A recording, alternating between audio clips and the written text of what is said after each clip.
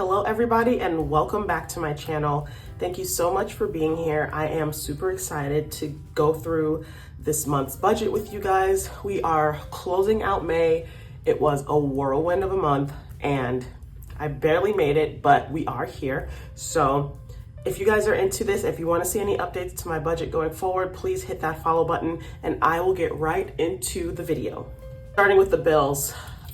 Bills are the only constant really in our lives, and they all came in for the month of May. So here's where we are at. So for electric, we had a bill of $43.48. Under 50 is always the goal. Netflix was $25.89. Okay, and then for our gym, it is constant. It was $220.20. For the second grocery bill, it was $46 even. So we were under our $250 budget. And then for our blog, it is constant. It was $3.88. Now for student loans, this is where I dropped the ball, obviously. If you guys saw my last video, you would know that I am going through something right now financially where I am not able to keep up with all of my other extra goals for finances for the month of May. So I have a big fat zero for my student loan and a big fat zero for my husband's for this month. And I'm hoping to change that. As you guys can see now, we are halfway through the year. Half of this year is done and paid for. We have 6 months left of the year. That is super exciting. To me, this is a new start, but we will discuss all of that stuff in a future video. For savings, we did save $500. So that's good for the month of May. It's looking good because it looks like every month we are saving a little bit, even if it's not, you know, a large amount of money. It adds up over time. And we still reached our overall goal. So this is a win in my eyes. So I'm just going to add it here. So we are at, let's see, it's May 23rd, 2024. And I saved $500. So we are at $21,500. Amazing. And then for our individual brokerage, I did not contribute, which is a huge bummer because I wanted to, but I didn't. So we are still at the same number, 2,200 since last month.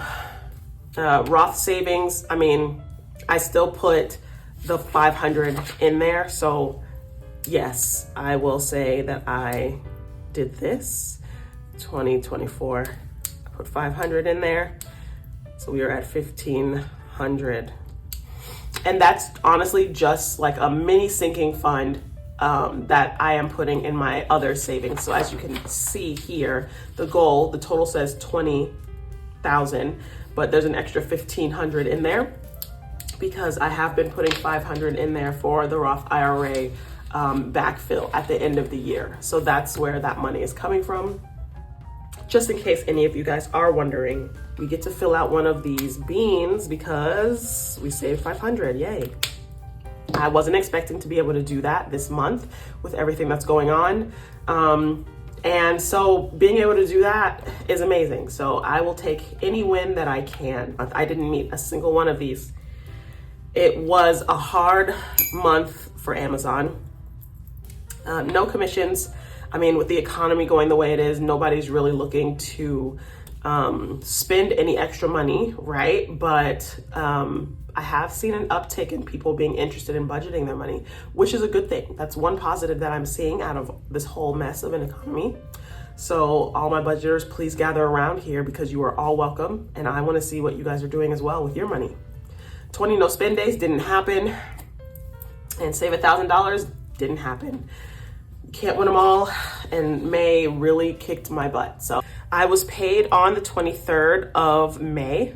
And I was paid $2,429.24, which brings my total income from W-2 to $4,893.11. I was able to save $500 and I didn't invest any of that So we are at 500 for savings. Now for living, I was able to cut back on, I think, Orca and as well as grocery.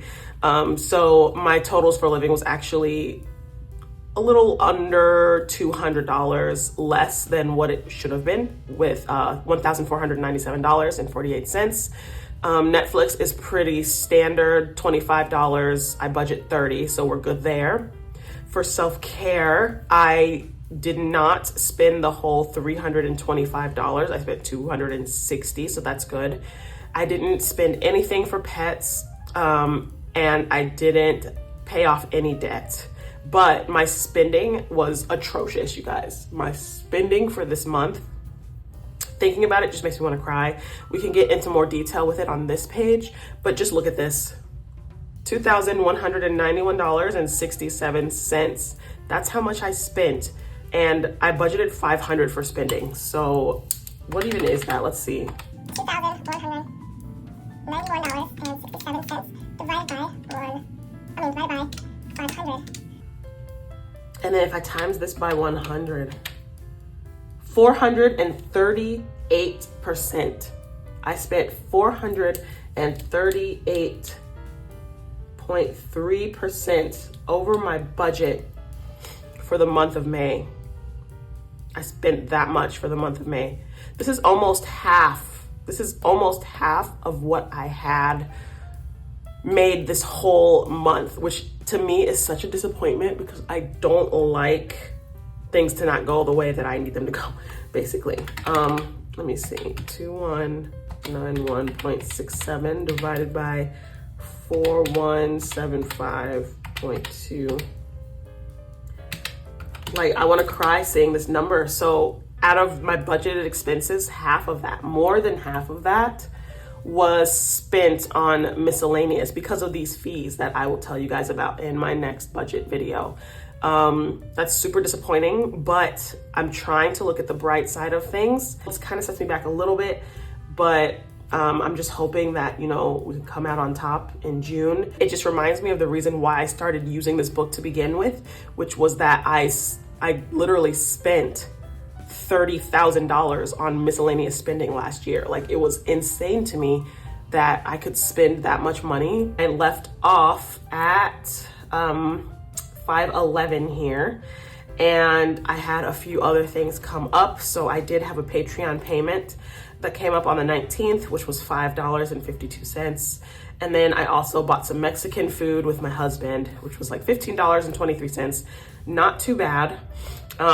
We did have kind of a hiccup with our gym membership.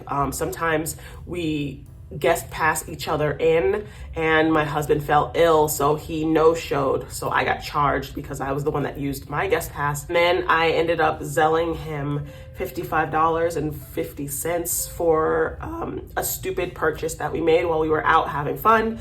So this was a completely unnecessary purchase, but I did it. And then we had, you know, our groceries, which is standard, and it was under budget. And I zelled him again $24 for another stupid purchase because we were just, you know, this month has been insane and we were trying to just protect our mental health. So I was spending money. It was a very emotional, hard month, and that's just what happened. And then the last purchase we did for the month was to get bagels and coffee, and it was $9.71 for a total amount of $2,191.67. Now, this number only includes the circled numbers, right? So as you guys can see where we left off last time, the circled number here, 2,070 and 71, that's from all of this. And then I don't include anything that's not miscellaneous in this calculation because this is just my day-to-day spend. So in case anyone's new to these videos, that is why some of these are not circled, and that is why this might not add up if you add all of these together. We account for all of these in this and in this. So if we do add up all of this, my total spending ended up being $3,974.34. Crazy. So together that is, let's see, 4175.2 minus 3974.34 $200.86 would have been the difference. I had spent all of that, but I didn't. So that's good. I didn't spend $1,500 and I didn't spend $200. So that saved me a lot. So my balance from last month was $679. That is how much I had left in my checkings account after everything was said and done. So that is how much I had left. And I added that to my total income for this month, which gave me $5,572.11. And then my total expenses was $3,975.05. That is how much I ended up spending total. I think I might have put the wrong number here. Yeah, it's 75.05. That is how much I actually spent when accounting for the rounding and stuff like that. So then the difference from that, so my expenses minus my total income and my balance was $1,597.06. I saved $500. So I am rolling over into the next month with $1,097.06. And where I was messing up in this calculation is that I wasn't including my leftover balance in the overall pie. So that is what the issue was. So this does add up to like 99.999 something. I made sure of it, which is great. And yes, so let's talk about our goals, you guys, because it's not what I thought it would be. So let's talk about these goals. Again, this month, we did have kind of an unexpected expense happen. And just know that the fees that I paid was a portion of the fees due, right? So me and my husband, we decide when to work together on things and when to just let him pay for it, basically. And this was something that we both came to a decision on. And so just know that like that fee was just my portion. So it was a pretty sizable amount of money that was spent this month on that fee. It just is what it is. You can't win every single month, and that's just what it is. Where did I have the most trouble? My miscellaneous spending. I always will have the most trouble in miscellaneous spending. Everything else is pretty much set to autopilot, and my savings, I literally get a dopamine rush from moving money around and saving it and investing it. So I have a vested interest in actually performing those actions. So this really never changes. It's always the spending, and it's something that I'm just gonna have to work on. So this month did teach me that all of my work is paying off, because I feel like if I had come to face this type of situation, say 2 or 3 years ago, I would have had to use my credit card or my savings, and I didn't have to use any of that.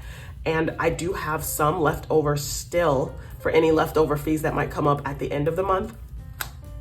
And so what I'm learning is that even though it is unfortunate that I had to pay that much out of pocket up front, my saving strategy and my low spending really does help to account for the fact that stuff like this happens and you can't always anticipate what's coming when you're on your financial journey. So this is a complete work in progress, and you guys are watching this in real time. So again, thank you for being here. And yeah, that's what I learned this month. I learned that really tracking your expenses can save you in times like this. What could I improve this month? Honestly, my mental health. That's all, really. When it comes to finances, because of how I grew up, it's one thing that I just refuse to let fall. Even if I have to put things on autopilot, I just cannot let my finances go to the wayside. I do internalize a lot of things that do happen, and that makes me honestly sick, like physically ill. So just getting into my mind and making sure that things like that is under control, that is where I think I can improve. So that is where we are right now with my budget. You guys, we are going into June. We're going into June, and I'm so excited because we are halfway through the year. We are in summer. Things are going pretty well overall. The economy is crazy in America right now. You guys all know. And I just want to check in really quickly with you guys. Tell me in the comments how you're doing. and what you're doing with your budget, how you're doing with your budget. I want to know more about what you guys are doing, so that we can exchange experiences. And I also want to acknowledge that I appreciate the nice comments that I got in my last video, because I was feeling very discouraged about the status of my spending. And you guys were very uplifting and inclusive and just nice in the comments. And I really appreciate that and enjoy talking with you guys a lot. So thank you guys again for watching this video.